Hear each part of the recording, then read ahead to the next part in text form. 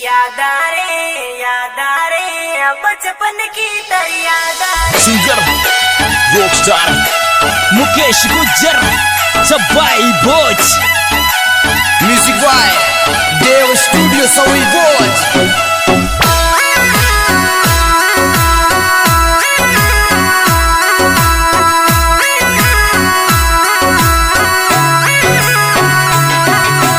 याद आ रे बचपन की याद आ रे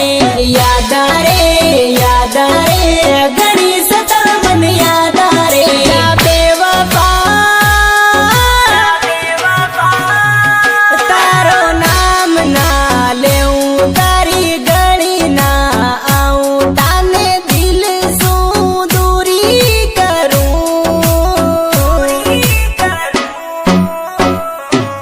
मारा प्यार ने ठुकरागी मारी मोहब्बत ने ठुकरागी जादू के बाद मैंने प्यार किया तूने दगा दिया। सुन बेवफा जाना सुन बेवफा जाना।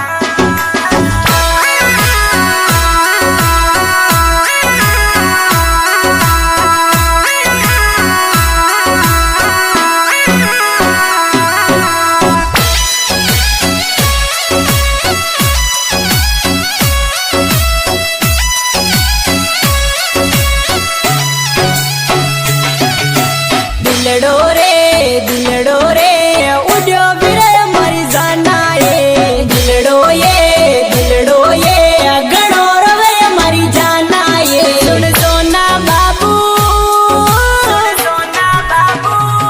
मेरी सोना बाबू मारा दिल पे तारो नाम चाहे चीर की देखी ले तू।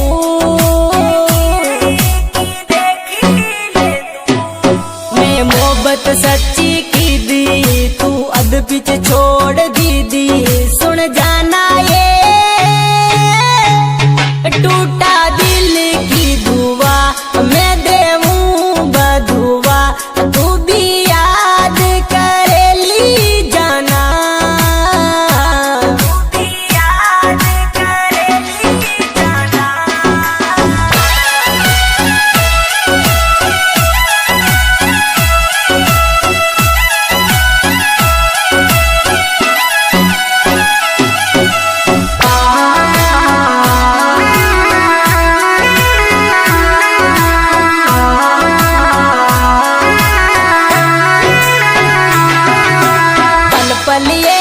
पल पलिए तू भी याद करे लिए पल पलिए तू भी जाना रोएगी। यादों के बाद